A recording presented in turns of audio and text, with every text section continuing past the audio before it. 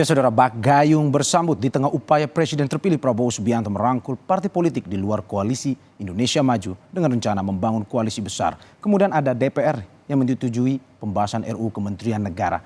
Kita bicara untung rugi revisi Undang Kementerian Negara bersama dosen Hukum Tata Negara Universitas Andalas, Ferry Amsari.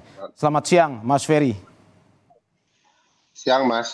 Mas, wacana penambahan jumlah menteri bukan lagi fata morgana, bukan lagi ilusi, Mas. Tetapi ini bisa jadi kenyataan setelah kemarin Balik DPR menyetujui Undang-Undang Kementerian Negara menjadi undang-undang usulan inisiatif DPR. Analisa Anda seperti apa? Ya, kebutuhan terhadap bagi-bagi kue kekuasaan itu kan selalu ada ya, begitu presiden baru hendak dilantik. Dan nuansa itu yang mengedepan di dalam upaya revisi Undang-Undang Kementerian Negara ini, sebab ketentuan pasal 15 Undang-Undang 39 2008 itu betul-betul membatasi upaya untuk negosiasi kepentingan elit politik dalam membagi-bagi kue kekuasaan, karena kementerian hanya dibatasi 34 kementerian. Ini yang membuat pilihan politik presiden tidak luas ya, untuk kemudian seluruh kepentingan koalisinya bisa diperoleh.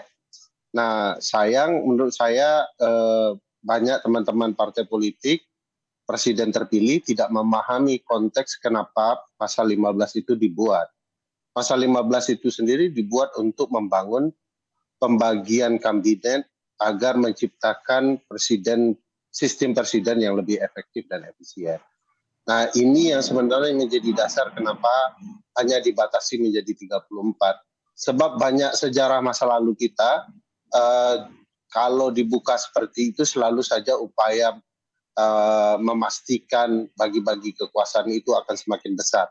Tidak bicara pemerintahan yang efektif dan efisien, tapi pemerintahan yang mengakomodir seluruh kepentingan. Itu problematikanya, Mas. Tapi menurut Anda ini urgensi atau tidak, dalam arti akhirnya harus saat ini undang-undang kementerian itu disetujui, disepakati untuk masuk dalam undang inisiatif DPR?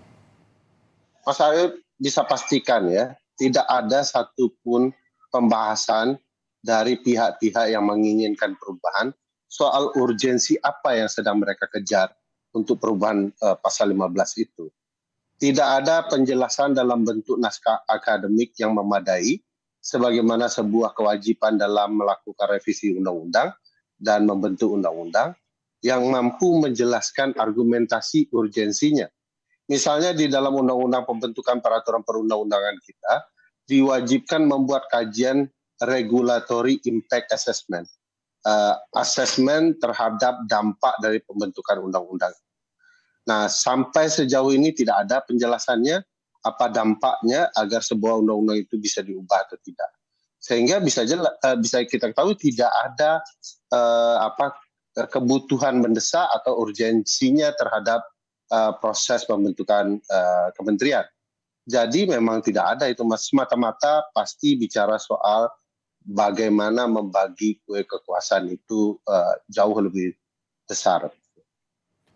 Oke Mas, saat ini pembahasan sedang berjalan dan saya akan sedikit mereview terkait dengan ada 3 poin sebenarnya dalam revisi Undang-Undang Kementerian Negara ini. Kita lihat yang pertama terkait soal wakil menteri masuk kabinet dan tidak lagi jenjang karir. Tanggapan Anda, apakah memang saat ini pasal 10 ini memang membutuhkan revisi yang diperlukan saat ini atau tidak menurut Anda? Jadi selama ini sejak Undang-Undang 39 2008 dibentuk, selalu ada mekanisme curang ya, quote and quote ya, cheating dari pembentuk kementerian. Jadi kabinet itu dibentuk dengan cara yang agak curang gitu ya. Pasalnya begini, undang-undang sudah membatasi untuk wakil menteri itu adalah figur-figur profesional, sehingga sulit bagi figur-figur politik untuk masuk. Dan itu juga disebut cheating karena menteri dibagi 34, tapi wakil menteri itu bisa dalam jumlah yang sesuka presiden, bisa 2, bisa 3 begitu ya. Dan pembagian seperti itu membuat kue politik yang besar, cuman diarahkan hanya untuk wakil menteri. Nah, sekarang para wakil menteri itu hendak diberikan kepada teman-teman politik ya teman-teman politisi. Sehingga kemudian kalau kemudian pasal profesionalitas itu dihapus, presiden bisa menunjuk siapapun untuk menjadi wakil menteri. Jadi akan jauh lebih mubazir lagi karena upaya menunjuk wakil menteri bukan kepada kapasitas untuk menolong menteri karena kemampuan profesionalitasnya, tetapi figur yang ditunjuk karena kepentingan bagi-bagi kue kekuasaan dari koalisi yang ada. Jadi ini malah membuat celah yang luar biasa. Pembentukan kabinet kita tidak berbasis kepada kapasitas, tidak akan ada lagi zaken kabinet, yang ada adalah orang-orang politisi yang betul-betul menginginkan berbagai jabatan untuk kepentingan-kepentingan politik pula. Berarti menurut Anda ini adalah sebuah penurunan sebenarnya dengan mengambil wamen bukan lagi dari profesional tetapi juga dari politis juga bisa masuk nih sebenarnya. Jadi cara mencegah teman-teman politisi terlalu jauh ya masuk ke dalam kementerian dan kementerian dikelola dengan cara-cara tidak profesional itu adalah dengan memastikan wakil menterinya dari kalangan profesional.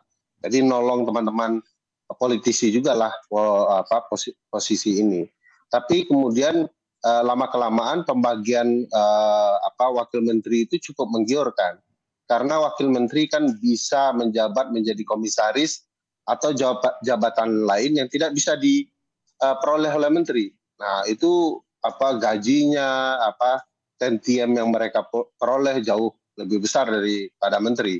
Oleh karena itu cukup menggiurkan, cukup seksi bagi teman-teman partai politik untuk dapat kue kekuasaan yang bernama wakil menteri. Oke Mas, dari pasal 10 kita pindah ke pasal 15 yang menjadi pembicaraan banyak pihak sampai saat ini. Ini pada akhirnya dari 34 dihapus menjadi sesuai dengan kebutuhan presiden. Nah Mas, apakah memang ini bisa berapapun sesuai dengan kemauan presiden pada akhirnya nanti presiden terpilih menentukan jumlah kementeriannya atau apakah ada dasar hukum yang lain sebenarnya? Memang secara prinsip para menteri ini adalah hak prerogatif presiden untuk menunjuk mengkomposisinya ya. Berdasarkan pasal 17 kan menteri-menteri ini adalah pembantu presiden. Tapi begini, kita punya pengalaman kesejarahan terhadap para menteri ini. Kalau dibuka begitu luas, bahkan kita pernah 100 menteri gitu ya.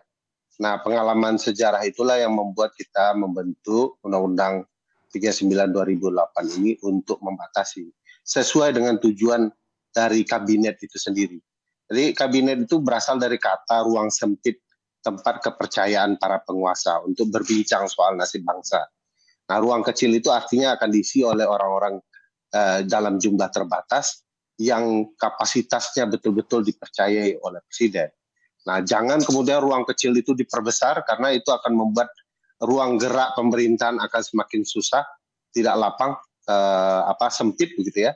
Dan tujuan dari asal-usul tujuan membentuk kabinet menjadi kehilangan arah. Nah, di Indonesia kalau dibuka jadi 50 ya akan dibagi 50, dibuka jadi 100 akan 100. Harus diingat Mas, bahwa selama berlakunya Undang-Undang 39 pasal 15 ini tidak satu pun presiden yang tidak membagi kue kekuasaannya menjadi 34 kementerian. Jadi semua membagi 34. Padahal itu angka maksimum gitu ya. Nah, ini mengindikasikan bahwa memang apa saja yang diberikan undang-undang untuk pembagian kue kekuasaan kabinet akan selalu diupayakan dipenuhi seluas-luasnya. Jadi ini problematika kita melabrak gagasan membatasi upaya untuk membagi kue-kue kekuasaan agar pemerintahan bisa berlangsung efektif. Oke Mas, terkait dengan tadi ada menyebutkan terkait pembagian kue, tetapi ada counter alasannya bahwa ini lebih dari 15 tahun undang-undang ini sehingga butuh pembaruan sesuai dengan perkembangan zaman. Bukan hanya soal memberikan akomodasi politik sebenarnya. Ini tanggapan Anda seperti apa sebenarnya? Teman-teman di DPR itu selalu punya alasan untuk mengejar kepentingan politiknya.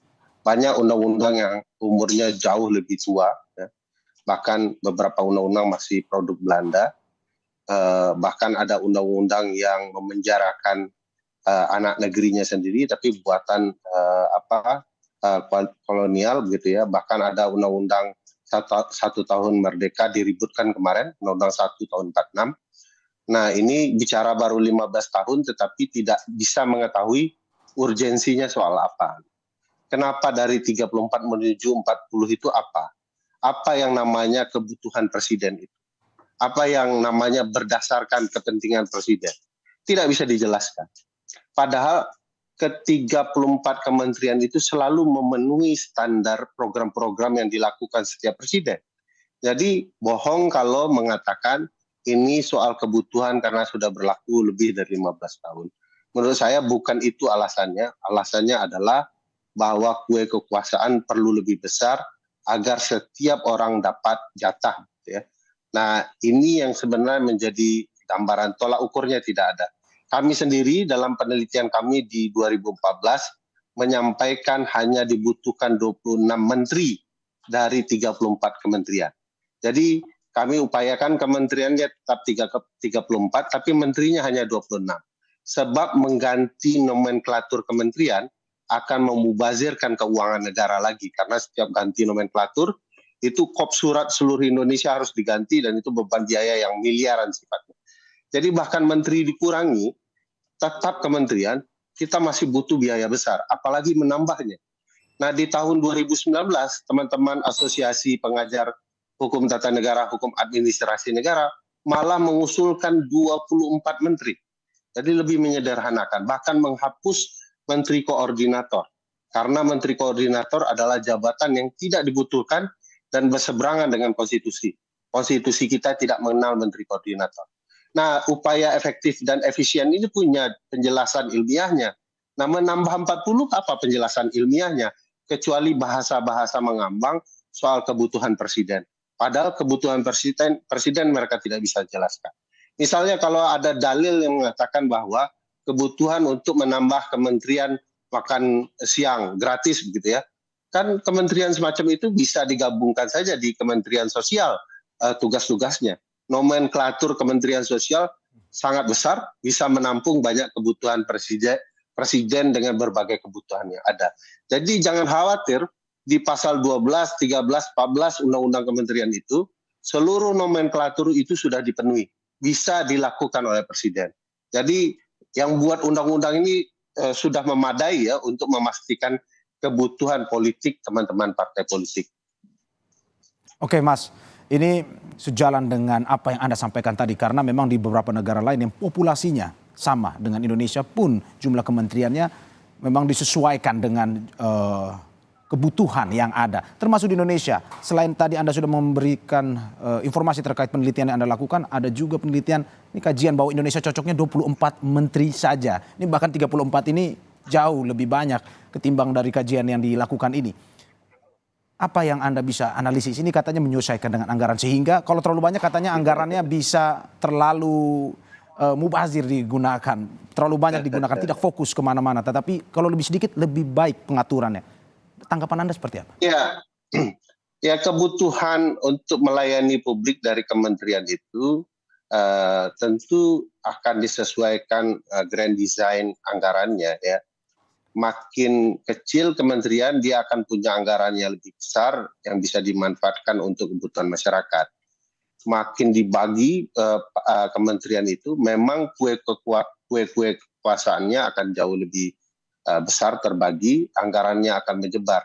Tapi belum tentu tepat guna dan tepat sasaran karena besarnya itu. Misalnya kita berkaca ke kabinet di Amerika, kebutuhan mereka itu 13 sampai 20 kementerian saja. Populasinya jauh lebih besar dari kita, jumlah luas daratannya jauh lebih besar, permasalahannya jauh lebih kompleks. Selain ngurus negaranya sendiri, juga mereka mengurus negara orang lain. Nah, ini beban kabinetnya diperkecil supaya lincah begitu ya, sehingga mereka bisa memanfaatkan anggaran sebaik-baik mungkin. Nah, kita semakin memperbesarnya, konsekuensinya bisa membuat peraturan kebijakan tabrakan gitu ya. Misalnya Menteri Dalam Negeri, Menteri Desa begitu ya, punya objek yang sama, wilayah desa. Mereka akan buat peraturan yang berkaitan dengan desa dan bertabrakan. Uang yang dikeluarkan membuat peraturan menjadi peraturan yang tidak efektif, peraturan yang berantakan, mubazir gitu ya. dengan menyederhanakan jumlah menteri juga menyederhanakan beban kementerian. Menteri punya staf, mobil, kendaraan, kebutuhan biaya, mereka akan jauh lebih sederhana kebutuhannya, sehingga serapan anggaran kepada menteri juga jauh lebih baik, dan peruntukan dana untuk masyarakat akan jauh lebih besar. Kalau mereka bagi kementerian, stafnya juga akan banyak, beban anggarannya juga banyak, kunjungan kerjanya juga akan berlebihan, padahal itu tidak efektif. Ya, Mas Ferry, semoga apa yang disampaikan pada akhirnya bisa memberikan masukan kepada presiden dan wakil presiden terpilih. Kita tunggu gebrakannya, kita tunggu keputusannya bagaimana, apakah akan menambah jumlah kementerian atau tetap atau bahkan mungkin bisa mengurangi. Terima kasih Ferry Amsari sudah bergabung dengan Kompas TV.